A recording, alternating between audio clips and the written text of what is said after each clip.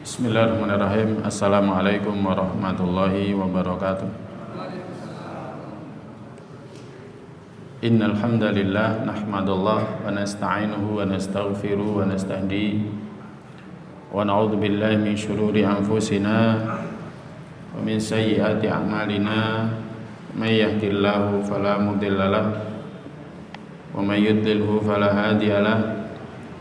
Asyhadu an la ilaha illallah wahdahu la syarika lah wa asyhadu anna Muhammadan abduhu wa rasuluh la nabiyya wa la rasula ba'dah. Nusalli wa nusallim ala rasulillah wa nabiyillah Muhammad sallallahu alaihi wasallam wa ala alihi wa ashabihi wa man tabi'ahum bi ihsanin ila yaumil qiyamah. Amma ba'd, qala Allah Ta'ala fi kitabil karim, a'udzu billahi minasyaitonir rajim. Ya ayyuhalladzina amanu taqullaha haqqa tuqatih wa la tamutunna illa wa antum muslimun. Al-ayah. Alhamdulillah, kita muji syukur kepada Allah Ta'ala, Rabb kita, yang masih memberikan kepada kita nikmatnya, khususnya taufiknya, agar kita senantiasa mendatangi rumahnya, agar kita senantiasa melakukan ketaatan di dalamnya, sehingga kita berharap digolongkan ke dalam golongan orang-orang beriman kepadanya, bukan hanya sekedar orang-orang Islam. Dalam hadis Nabi sallallahu alaihi wasallam disebutkan, idza ra'aitar rajula ya'tadul masajid fashhadu lahu bil iman. Kama qala, kalau engkau melihat ada orang terbiasa pergi ke masjid, maka bersaksilah dia mukmin, bukan sekedar muslim. Level yang lebih tinggi daripada sekedar seorang muslim. Kita bersyukur kepada Allah masih diberikan taufik oleh Allah Ta'ala untuk senantiasa mendatangi masjidnya, apalagi mencari ilmu di dalamnya, yang fadilahnya sangat besar, yang para malaikat itu memuliakan mereka dengan cara akan menutup sayap mereka, dengan cara mendoakan mereka dan lain sebagainya. Maka nikmat ini adalah senantiasa kita syukuri, dan kita berharap agar Allah terus berikan kepada kita taufiknya sampai akhir hayat kita, agar kita selamat dalam kehidupan dunia apalagi akhir kita.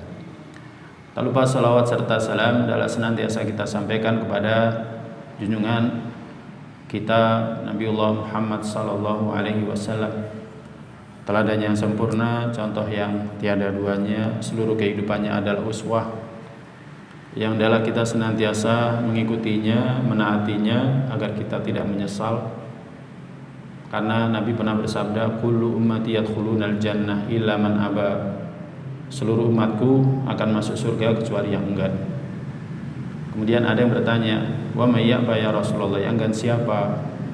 Maka Nabi bersabda, man ata'ani dakhalal jannah wa man 'asani faqad aba. Siapa yang taat kepadaku, dia akan masuk surga. Siapa yang maksiat kepadaku, berarti dia enggan masukinya. Sedangkan kita semuanya menuju ke sana. Maka kalau kita ngaji, kita berarti solihin. Di antaranya baca satu hadis adalah kita muhasabah. Sudahkah saya menaatinya, melaksanakannya? Kalau kita belum melaksanakannya, adalah berazam melaksanakannya, agar kita bisa digolongkan dalam golongan Nabi yang ingin masuk ke dalam surga Allah Ta'ala. Para jamaah yang dirahmati oleh Allah, kita masih membahas bab yang ke-46, ya, yakni tentang cinta karena Allah Ta'ala.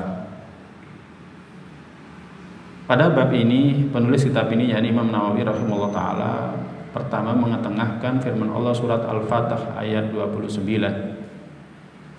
di mana Allah Ta'ala berfirman, Muhammadur Rasulullah walladzina ma'ahu asyidda walal kuffari ruhama'u bainahum.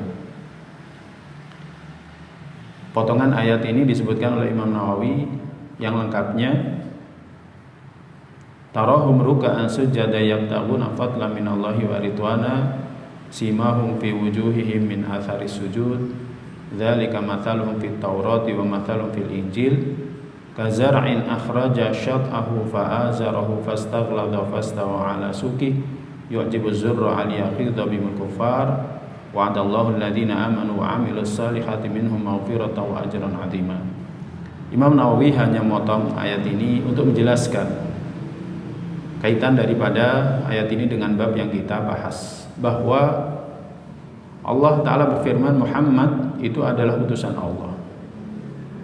Jadi ayat ini penegasan dari Allah Ta'ala bahwa Nabi Muhammad adalah utusan Allah. Memang Allah utus, Rabb alam semesta beserta isinya mengutus beliau sallallahu alaihi wasallam untuk menyampaikan risalahnya, untuk mengenalkan kita kepada siapa pencipta kita, untuk mengenalkan kita kepada bagaimana kita menyembah kepadanya, untuk mengenalkan kita, untuk beritahukan kepada kita apa akibat ketika kita maksiat kepada Rabb kita, untuk memberitahukan kepada kita apa manfaat, apa kebaikan yang akan kita dapatkan ketika kita taat kepada Rabb kita.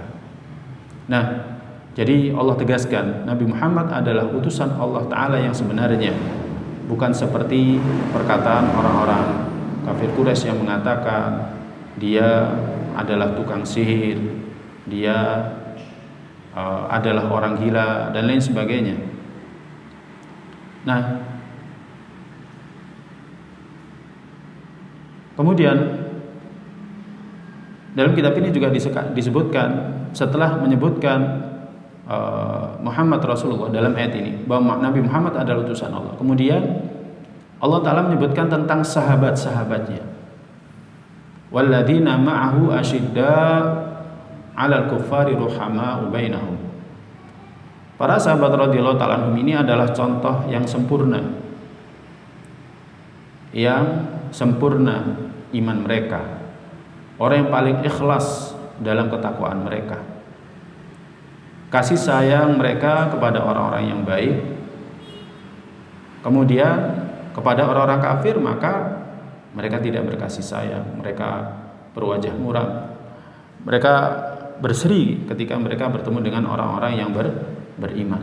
Allah sebutkan asyidda wal kufar, mereka ini keras terhadap orang-orang kafir. Tapi keras itu bukan berarti tidak muamalah, enggak. Ya, jadi keras bukan berarti tidak muamalah. Keras seperti halnya ya Umar bin Khattab radhiyallahu ta'ala anhu tidak mengangkat seorang menteri pun dari kalangan orang-orang di luar orang-orang beriman, di luar orang-orang Islam, enggak. Bahkan dari orang munafik pun maka Umar tidak melakukan. Jadi asyidda wal kufar. Demikian juga bukan berarti enggak boleh muamalah sama sekali. Nabi kita sallallahu alaihi wasallam muamalah dengan orang Yahudi, ya kan? Nabi kita sallallahu alaihi wasallam juga muamalah dengan orang-orang kafir, ya. Tetapi ada tempatnya di mana kita mesti keras kepada mereka. Detailnya adalah kita senantiasa kembali kepada yang disebutkan dalam kitabullah ataupun sunnah, banyak sekali contoh-contohnya. Tetapi mereka juga ruhama ubainahum, kepada orang beriman itu kasih sayang, menampakkan ketegasan, kekerasan kepada orang yang berbeda agamanya, menampakkan kasih sayang dan kelembutan kepada orang yang seagama. Tidak seperti yang dilakukan oleh orang munafik. Orang munafik kepada orang yang di luar orang Islam mereka berkasih sayang, tetapi kepada sama saudara muslim sendiri mereka ini sering mencela, sering menyindir, sering menjelekkan, sering merendahkan dan lain sebagainya. Ya. Banyak ulama yang menyebutkan seperti halnya pada masa sekarang orang-orang liberal. Aneh, mereka ini kepada pemeluk agama yang lain mereka berkasih sayang, mereka memuji-muji, mereka membanding-bandingkan, tetapi orang-orang beriman mereka rendahkan, mereka hinakan. Mereka berlemah lembut kepada orang-orang kafir dan lain sebagainya. Nah, ini para jamaah sekalian yang dirahmati Allah. Para sahabat tidak demikian. Ya, para sahabat tidak demikian. Maka keteladanan mereka dalam bagaimana mereka kasih sayang kepada orang-orang beriman itu seharusnya menjadi contoh bagi kita semuanya. Dan ini yang diketengahkan oleh Imam Nawawi ketika memasukkan ayat ini dalam pembahasan ini. Nah, tetapi para sahabat itu punya sifat-sifat yang lain. yang disebutkan secara detail dalam surat Al-Fatih yang tadi sempat kita sampaikan, sempat kita bacakan. Di antaranya adalah mereka banyak beramal, khususnya salat, apalagi sujud, sangat dekat kepada Rabb mereka. Ya. Dalam kelanjutan ayat ini disebutkan tarahum ruk'an sujada, engkau melihat mereka senantiasa ruku dan sujud. Itu para sahabat. Kenapa mereka seperti itu? Ya, karena mereka mendapatkan ajaran dari Nabi kita sallallahu alaihi wasallam dan mendapatkan contoh dan teladan dari Nabi kita sallallahu alaihi wasallam. Mereka melihat bagaimana Nabi sholat, mereka pun juga sholat. Berusaha untuk menyamai Nabi, walaupun tidak akan bisa. Ya, seperti bagaimana ketika sholat malam terdahulu sudah pernah kita sampaikan, mereka ingin mengikuti sholat malamnya Nabi, tapi mereka tidak bisa, ya kan? Tapi mereka tidak bisa, tapi mereka sangat semangat untuk melakukan itu. Dan Allah Ta'ala puji mereka. Bagaimana mereka rukuk sujud itu dipuji oleh Allah. Bagaimana para sahabat rukuk sujudnya itu dipuji oleh Allah. Allah mengatakan tarahum ruk'an sujada, engkau melihat mereka rukuk dan sujud. Dan Allah Subhanahu wa taala memberikan tazkiyah kepada mereka. Ya, memberikan tazkiyah. Ya, memuji mereka dengan mengatakan yabtaghuna fadlan minallahi wa ridwana. Mereka mencari keridhaan Allah, karunia Allah dan keridhaannya. Dipuji. Kita generasi setelahnya tabi'in, apalagi kita. Ya, belum ada yang dipuji. Tapi mereka dipuji oleh Allah, langsung yang muji Allah. Para sahabat itu yang muji langsung Allah. Ayat ini, ya. Jadi kalau misalkan kita ingin tahu mana ayat yang berisi pujian kepada para sahabat radhiyallahu ta'ala anhu, jawabannya dalam surat Al-Fatih ayat 29. Ya kan? Di mana Allah puji mereka dengan mengatakan walladzina ma'ahu asyiddaw 'alal kuffari ruhama'u bainahum. Kemudian tarahum ruk'an sujada, engkau melihat mereka senantiasa rukuk sujud. Kemudian Allah puji mereka yabtaghuna fadlan minallahi wa ridwana. Mereka mencari karunia Allah dan keridhaannya.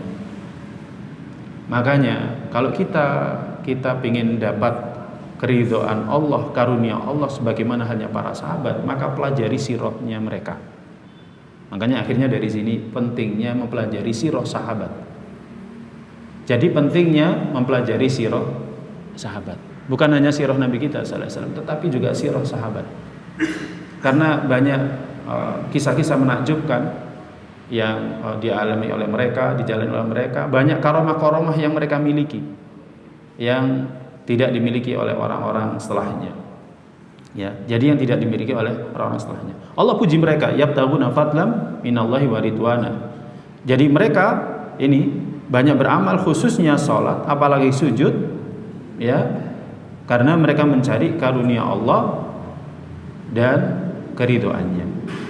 Bahkan Allah juga puji mereka dengan mengatakan simahum fi wujuhihim min athari sujud.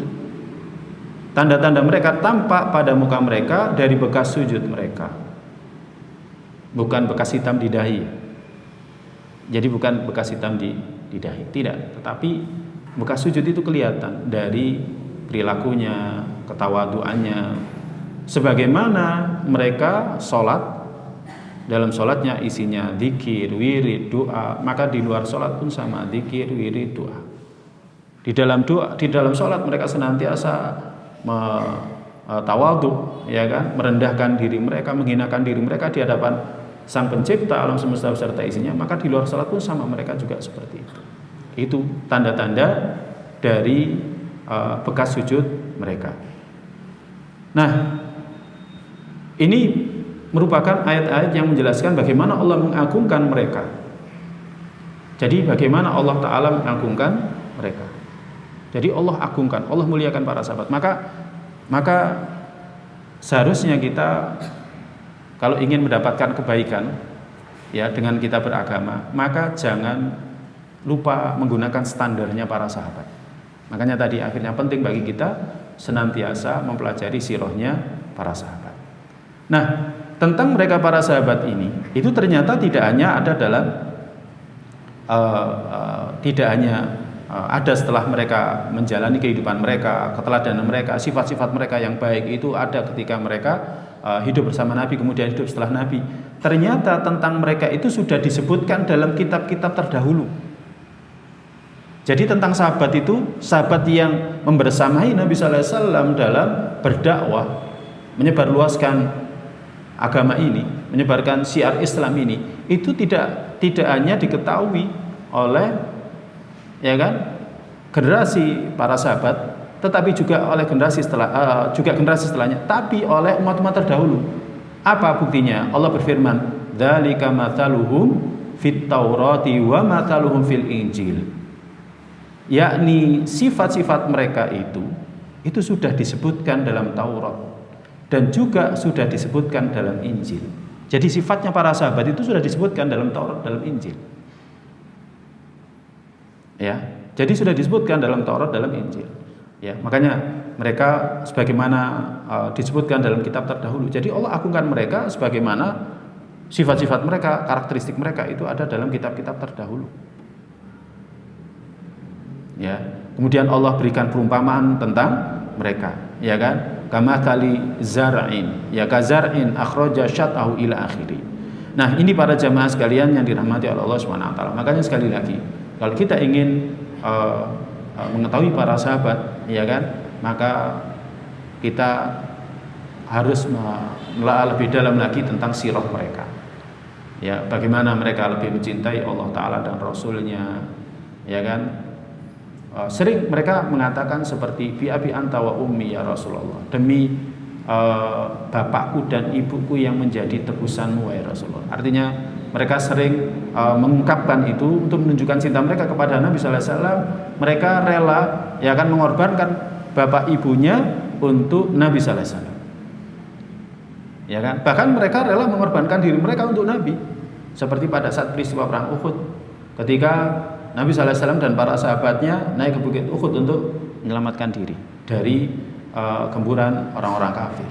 Maka banyak di antara mereka yang menjadikan tubuh mereka ini sebagai tameng hidup.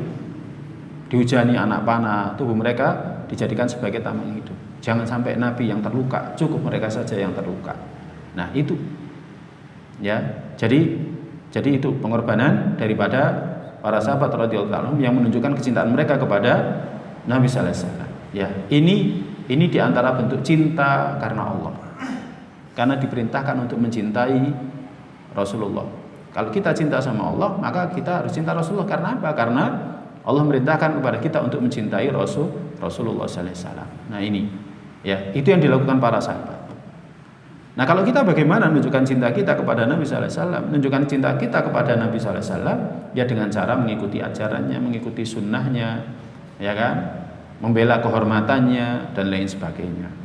Nah, ini para jamaah sekalian yang dirahmati Allah. Kemudian disebutkan dalam kitab ini juga Allah Ta'ala mengagungkan mereka, maka siapa yang menghinakan mereka berarti dia telah kafir. Jadi siapa yang menghinakan para sahabat berarti dia kafir. Jadi siapa yang menghinakan para sahabat berarti dia kafir. Ya, misalkan dengan mengatakan ya naudzubillah min dzalik, Aisyah radhiyallahu ta'ala anha ya keledai neraka misalkan. Seperti yang dikatakan oleh orang-orang Syiah Rafidhah. Dia kafir. Inilah pendapatnya Imam Ahmad. Dari apa? Dari firman Allah, liyaghidza bihimul kuffar. Yakni karena Allah hendak menjengkelkan hati orang kafir. Karena Allah hendak menjengkelkan hati orang kafir. Maka kalau ada orang yang jengkel kepada para sahabat, maka ketahuilah menurut Imam Ahmad berdasarkan ayat ini berarti dia kafir. Berarti dia kafir. Kalau ada orang yang mencela para sahabat berarti dia kafir. Ayatnya apa? Liyaghidza bihimul kuffar.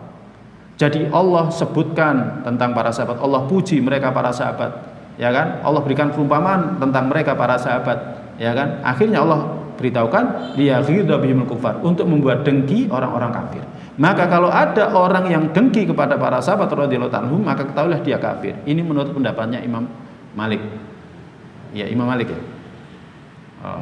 Rahimahullah taala. Nah, ini para jamaah yang dirahmati oleh Allah Subhanahu wa taala.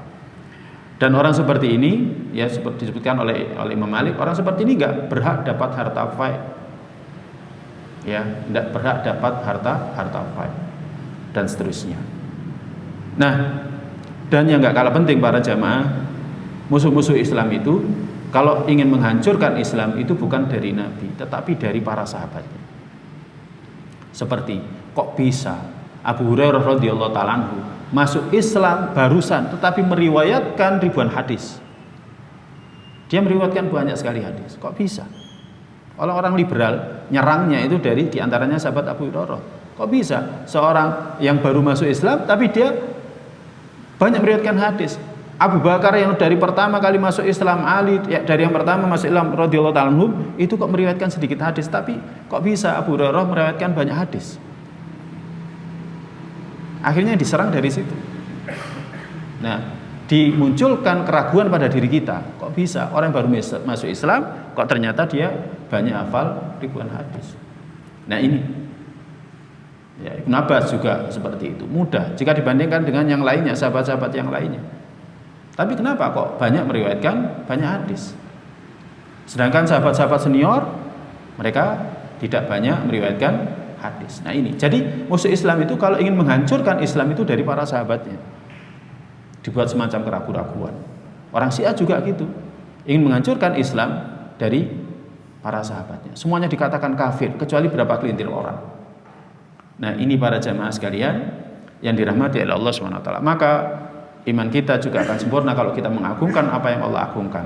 Maka ketika Allah mengagungkan para sahabat, Allah puji para sahabat dalam firman-Nya surat Al-Fatihah ayat 29 ini, kemudian kita mujinya, kita mengagungkannya, ya kan? Berarti itu adalah tanda iman kita. Kalau kita mencintai mereka, ya kan? Berarti kita terhitung mencintai Allah Ta'ala. Kita terhitung mencintai Allah Ta'ala. Karena apa? Karena Allah mencintai mereka, Allah puji mereka. Ketika kita muji mereka, ketika kita mencintai mereka, berarti sama halnya dengan kita cinta kepada Allah Ta'ala. Ini diantara bentuk makna cinta karena Allah Ta'ala. Nah, kemudian para jamaah sekalian yang dirahmati Allah, Imam Nawawi rahimahullah ta'ala juga mengetengahkan firman Allah Ta'ala surat Al-Hasyr ayat 9 ya, yang tadi sempat dibaca oleh Imam ya. Bagaimana Allah memuji secara khusus sahabat Ansor di surat Al-Hasyr ayat 9. Allah berfirman, walladzina tabawwa'ud dara wal imana min qablihim yuhibbuna man hajara ilaihim wa la yajiduna fi sudurihim hajatan mimma utu wa yu'thiruna ala anfusihim walau kana bihim khassasah wa may yuqa shuhha nafsihi fa ulaika humul muflihun. Walladzina tabawwa'ud dara wal imana min qablihim, dan orang-orang yang menyediakan tempat tinggal atau orang-orang yang telah menempati kota Madinah, yakni orang-orang Ansor. Wal imana, dan telah beriman sebelum kedatangan mereka para muhajirin. Pada saat peristiwa Bai'ah Aqabah yang pertama, apalagi Bai'ah Aqabah yang kedua, para sahabat Ansor itu bahkan sebelum para sahabat Ansor itu haji, ini sebelum Bai'ah Aqabah yang kedua terjadi, para sahabat Ansor itu bertanya sama mereka, sampai kapan kita membiarkan Nabi SAW di Mekah disakiti, ditindas, diintimidasi, dan lain sebagainya. Jadi para sahabat Ansor itu paham apa yang dialami oleh Nabi SAW dan para sahabat, sampai akhirnya ada syariat hijrah ke Habasyah, ya, yang dipimpin diantaranya oleh Ja'far bin Abi Thalib radhiyallahu ta'ala anhu. Nah, para sahabat Ansar ini tidak rela Nabi SAW dan para sahabatnya ya, yang tinggal di sana itu diperlakukan seperti itu. Sampai kapan? Nah, tetapi Nabi SAW tidaklah hijrah kecuali karena perintah Allah Ta'ala. Jadi tidak hijrah kecuali perintah Allah Ta'ala. Segala sesuatu yang dilakukan Nabi SAW itu dasarnya perintah. Bahkan ketika para sahabat, ketika turun syariat hijrah, Nabi SAW tidak hijrah. Ketika Abu Bakar radhiyallahu ta'ala sudah siap-siap untuk keluar, maka Nabi SAW mengingatkan, kita belum diperintah, tunggu dulu. Maka Abu Bakar nangis bahagia, menemani Anda wahai Rasulullah. Iya. Jadi sampai kapan keluarnya Nabi SAW pun juga menunggu perintah dari Allah SWT. Nah, para jamaah sekalian yang dirahmati Allah, orang-orang Ansor ini sudah beriman lebih dulu. Wal imana min qablihim, dan mereka sudah iman sebelumnya, sebelum kedatangan orang-orang muhajirin. Ya. Nah, Allah puji mereka, orang-orang Ansor itu dengan mengatakan yuhibbuna man hajara ilaihim, bahwa mereka orang-orang Ansor itu cinta kepada siapa yang hijrah kepada mereka. Jadi orang-orang Muhajirin itu dicintai oleh Allah, dan cintanya orang-orang Ansor kepada orang Muhajirin itu dipuji oleh Allah. Buktinya apa di ayat ini? Jadi ayat ini pujian dari Allah kepada sahabat Ansor bahwa mereka mencintai orang-orang yang hijrah kepada mereka. Nah, cinta mereka itu akhirnya dibuktikan apa? Dengan banyak berbuat kebaikan kepada sahabat-sahabat yang hijrah kepada mereka, membagi harta mereka, tempat tinggal mereka, ya kan? Ya, seperti dikisahkan juga Abdurrahman bin Auf ketika dipersaudarakan sampai ditawari, saya punya harta sekian, kalau mau dibagi. Saya punya istri, kalau kamu suka saya cerai, tak berikan kepada dia, kayak gitu. Itu saking cintanya. Ya, tapi kalau kita nggak mungkin kan ya, istri kita cuma satu. Oh berarti dua dulu Ustaz.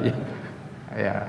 Nah jadi para jamaah sekalian yang dirahmati Allah, seperti itu cintanya orang-orang Ansor kepada orang-orang Muhajirin. Ya. Nah, bahkan mereka wala yajiduna fi sudurihim hajatan mimma utu. Dan mereka orang Ansor tidak menaruh keinginan dalam hati mereka atau hasad atas apa-apa yang orang Muhajirin itu diberi. Jadi mereka nggak ada keinginan, nggak ada hasad, nggak ada kemarahan, nggak ada sakit hati terhadap apa-apa yang orang Muhajirin itu diberi. Ketika itu orang-orang Muhajirin tinggal di rumah kaum Ansor. Ya, ketika itu kaum Muhajirin tinggal di rumah kaum Ansor. Coba kalau misalkan ada orang tinggal di rumah kita lama gitu kan, bagaimana perasaan kita? Kok tinggal terus kayak gini? Kayak gini loh, saiki akeh losmen, akeh hotel. Kan mesti seperti itu. Ngontrak yo iso. Kan seperti itu. Ya. Nah, tapi orang Muhajirin enggak ada hasad, enggak ada kemarahan, enggak ada sakit hati. Setelah Nabi SAW mendapatkan harta dari Bani Nadir, harta faid, harta rampasan perang tapi tanpa peperangan. Beliau memanggil kaum Ansor dan berterima kasih kepada mereka karena telah menerima orang Muhajirin di rumah mereka dan membagi harta mereka dengan kaum Muhajirin. Makan bareng. Ya, tempat tidur disiapkan, ya, diberikan kepada mereka. Ya. Nah, jadi Nabi SAW manggil orang-orang Ansor berterima kasih kepada mereka karena telah menerima kaum Muhajirin di rumah mereka, membagi harta mereka dengan kaum Muhajirin. Lalu beliau bersabda, ini disebutkan dalam tafsir Zubdatut Tafasir, ya, Syekh Muhammad Sulaiman Al-Asqar. Jika kalian menghendaki, aku akan membagi harta faid yang diberikan Allah kepadaku dari Bani Nadir di antara kalian dengan Muhajirin.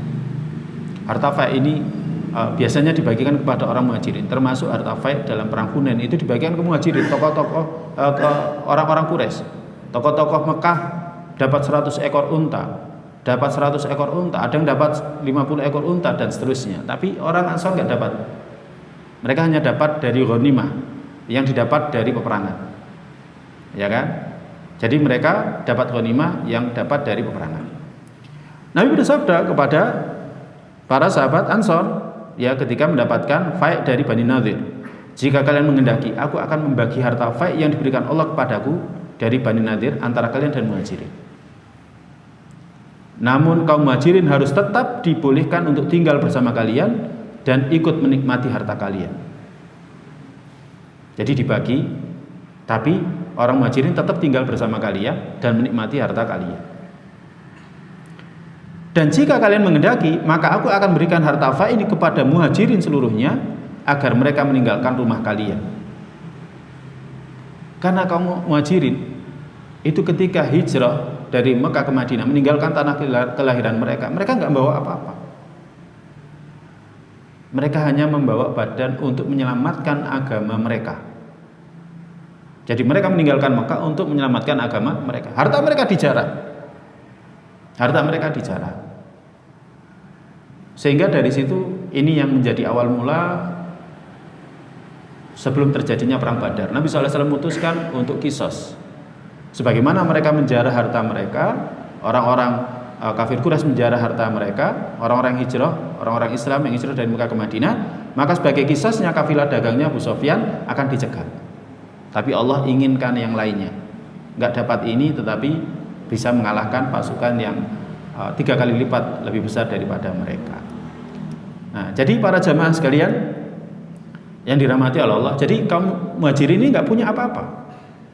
Makanya Nabi SAW, kalau kalian mau, fight ini dibagi 2, untuk kalian dan untuk orang-orang muhajirin, tapi syaratnya mereka tetap tinggal bersama kalian, kemudian bisa memakan, menikmati sebagian harta kalian. Tapi kalau nggak mau, maka fight ini semuanya diberikan kepada mereka, kemudian mereka tinggal keluar dari rumah kalian. Akhirnya sahabat Ansor pun merelakan pembagian harta fight itu untuk kaum muhajirin dengan lapang dada. Ya, dengan lapang dada. Kalau kita kan mesti nyari apa? Untung. Mosok tinggal berapa lama di sini, saya nggak dapat untung sama sekali. Paling nggak kos lah, kos di sini bayar berapa 1 bulan, kan kayak gitu. Ini kalau kita bahas ini ada dalam pembahasan adab diyafah, di antara pembahasan adab ataupun etika diyafah, jadi mertamu. Dan ini bagian daripada ibadah. Nah, ini para jamaah sekalian yang dirahmati Allah. Nah, kemudian Allah juga puji mereka, ya kan? Wa yu'thiruna ala anfusihim walau kana bihim khassasah, dan mereka lebih mendahulukan orang lain, sahabat-sahabat muhajirin itu atas diri mereka walaupun mereka sendiri itu butuh. Walaupun mereka sendiri itu butuh. Dan ini pujian Allah. Ithar ini lebih tinggi. Nanti akan kita bahas tersendiri dalam kitab Riyadhus Shalihin ini bab ithar. Mendahulukan orang lain walaupun kita ini butuh. Ya. Jadi mendahulukan orang lain walaupun kita ini butuh, dan itsar itu lebih tinggi dari sekedar cinta karena Allah. Ya, jadi lebih tinggi daripada sekedar cinta karena Allah. Wa yu'thiruna 'ala anfusihim walau kana bihim khassasah. Maka kemudian Allah Subhanahu wa taala ya kan sebutkan wa may yuqashuha nafsi fa ulaika humul muflihun. Jadi siapa yang dipelihara dari kekikiran dirinya maka mereka itulah orang-orang yang beruntung. Nah, ini para jamaah sekalian yang dirahmati oleh Allah. Jadi bagaimana para sahabat Ansor itu sangat mencintai saudara-saudara mereka, ya kan? Allah puji di sini. Detailnya bisa kita lihat bagaimana dalam sirah. Demikian juga bagaimana mereka mendahulukan orang-orang muhajirin daripada diri mereka. Kita juga bisa lihat detailnya dalam sirah. Tapi yang jelas Allah Ta'ala puji mereka. Makanya sebenarnya kalau kajian yang singkat ini nggak cukup. Kita ingin mengetahui detail bagaimana Allah Ta'ala, bagaimana mereka ini menerapkan saling mencintai sama mereka karena Allah Subhanahu Wa Ta'ala. Bagaimana bahkan mereka sampai mendahulukan orang lain, ya kan, walaupun diri mereka itu sendiri sangat membutuhkan. Nah, ini, maka pujian ini seharusnya membuat kita ini terdorong untuk mengetahui tentang hakikat mereka. Maka perlu ngaji sirah sahabat. Ketika kita mengetahui ada orang dipuji, orang ini baik, orang ini gini itu dan lain sebagainya, mulia, maka kita ingin tahu apa sih kemuliaan dia, apa sih ininya dia. Seperti yang dikisahkan oleh Abdullah bin Amr bin Al-As radhiyallahu ta'ala anhuma, ketika Nabi sallallahu alaihi wasallam pernah mengatakan akan masuk ke tempat ini seorang dari penghuni surga. Datang seorang laki-laki, ghairu masyhur, enggak berapa masyhur. Keesokan harinya Nabi sallallahu alaihi wasallam bertanya lagi, yang datang ya orang itu. Sampai yang ketiga kalinya, ya kan, Nabi SAW menyebutkan yang datang orang itu. Sampai akhirnya Abdullah bin Amr bin Al-As radhiyallahu ta'ala anhuma penasaran, kenapa orang ini, ya kan, bisa dikatakan sebagai min ahli surga. Akhirnya dia minta izin menginap di rumahnya. Dia mengatakan kalau dia ada masalah dengan bapaknya, ya kan, dia pengen menginap beberapa malam.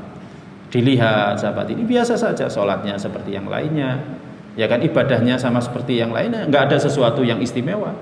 Sampai akhirnya ketika merasa bahwa apa yang dia cari itu tidak dia ketemukan, akhirnya dia pamit dan memberitahukan maksud kedatangannya, bahwa dia tidak ada masalah dengan bapaknya, tapi dia ingin mengetahui kenapa Nabi SAW sampai menyebutkan, ya kan, akan masuk ke tempat ini seorang min ahli surga. Ya, jadi seperti itu. Dan Dia ingin tahu amalan apa dia. Sampai akhirnya dia menyebutkan, ya amalan saya seperti ini. Hanya saja dia tidak punya hasad, nggak punya keinginan apa yang dimiliki oleh orang lain, nggak ada kedengkian dan lain sebagainya. Nah, ini para jamaah sekalian yang dirahmati oleh Allah Subhanahu wa taala. Nah, hal seperti ini akan kita bisa ketahui ketika kita mengkaji sirah mereka para sahabat radhiyallahu taala anhum. Maka yang seperti ini adalah kita berusaha untuk mencari informasinya agar kita mengetahui banyak hal tentang mereka. Para jamaah sekalian yang dirahmati oleh Allah Subhanahu wa taala, kita melanjutkan dengan hadis yang pertama dari kitab ini, dari bab ini. Hadis yang diriwayatkan dari Anas bin Malik radhiyallahu taala anhu, bahwa Nabi sallallahu alaihi wasallam pernah bersabda, "Thalathun," ada 3 orang ya, mangkunna fihi, siapa yang ketiganya ada dalam dirinya, wajada bihinna halawatal iman, maka dia akan merasakan dengan ketiga hal itu lezatnya iman. Ya, kata-kata atau sabda Nabi halawatal iman menunjukkan bahwa iman itu punya rasa. Iman yang tertanam di hati itu punya rasa, punya kelezatan, dan hanya orang beriman saja yang bisa merasakan kelezatan itu. Para sahabat radhiyallahu ta'ala sudah merasakan, walaupun mereka enggak bergelimang dengan dunia, tapi mereka merasakan lezatnya iman. Ya, bagaimana seorang sahabat ketika bertanya, ya Rasulullah, kalau aku terbunuh dalam peperangan ini, tempatku di mana? Maka Nabi SAW mengatakan di surga. Kemudian dia mengatakan, sungguh menghabiskan kurma yang ada di tangan ini terlalu lama. Akhirnya dia letakkan kurma itu, kemudian dia berperang dan dia syahid ketika itu. Kenapa dia bisa melakukan hal itu? Karena dia merasakan adanya kelezatan iman. Adanya kelezatan iman. Para sahabat radhiyallahu ta'ala istiqomah, sholat jamaahnya istiqomah. Kenapa? Karena dia merasakan kelezatan iman. Iman itu punya kelezatan. Misalkan ketika Nabi SAW memberitahukan, orang kalau tahu fadilah daripada sholat subuh berjamaah, maka dia akan mendatanginya walaupun dengan merangkak. Ini yang memotivasi para sahabat untuk menjaga sholat subuh jamaahnya. Kenapa?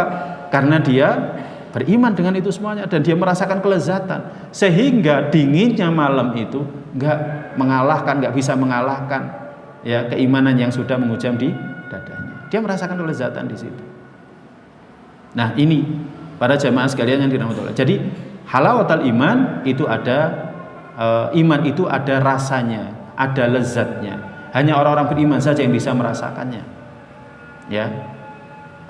Kalau pada masa sekarang para jamaah bisa melihat orang yang masuk Islam dengan sebab pencarian.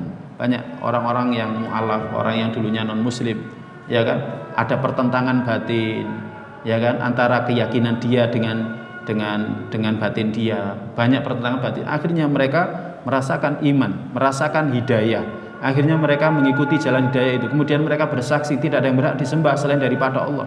Kemudian iman itu semakin menghujam kuat. Dia rela diisolir dari keluarganya, ditindas keluarganya, diancam keluarganya. Silakan lihat orang-orang yang telah mendapatkan jalan hidayah itu sudah merasakan kelezatan iman. Nah, kita yang sudah Islam lama, mulai sejak lahir ceprot sudah Islam, pernahkah kita merasakan kelezatan iman? Wallahu a'lam, karena waktunya sudah habis. Insya Allah detailnya ya 3 hal ini akan kita bahas pada pertemuan yang akan datang dengan izin Allah Subhanahu wa taala. Semoga kita diberikan istiqomah dan dari sini kita berharap agar kita merasakan ini semuanya, ya kan, merasakan kelezatan iman, ya kan, seperti juga para sahabat radhiyallahu ta'ala juga merasakan kelezatan iman, ya, sehingga orang-orang muhajirin, ya kan, dengan hidup serba kekurangan mereka tidak jadi masalah. Yang tinggal, yang hijrah dari Mekah ke Habasah, mereka juga biasa saja, ya kan, karena mereka merasakan kelezatan iman, meninggalkan tanah tumpah darahnya. Ketika mereka meninggalkan Mekah juga sama seperti itu. Mereka merasakan kelezatan iman. Ketika hijrah itu merasakan kelezatan iman. Ketika mereka bisa sholat berjamaah, ya kan, tanpa ada gangguan, itu mereka merasakan kelezatan iman. Insya Allah detailnya akan kita bahas pada pertemuan yang akan datang dengan izin Allah Ta'ala. Allahumma inna nas'aluka ilman nafi'an wa rizqan thayyiban wa amalan mutaqabbala. Allahumma a'inna ala dzikrika wa syukrika wa husni ibadatik. Kita akhirin dengan doa penutup majelis. Subhanakallahumma bihamdika asyhadu an la ilaha illa anta astaghfiruka wa atubu ilaik. Assalamualaikum warahmatullahi wabarakatuh.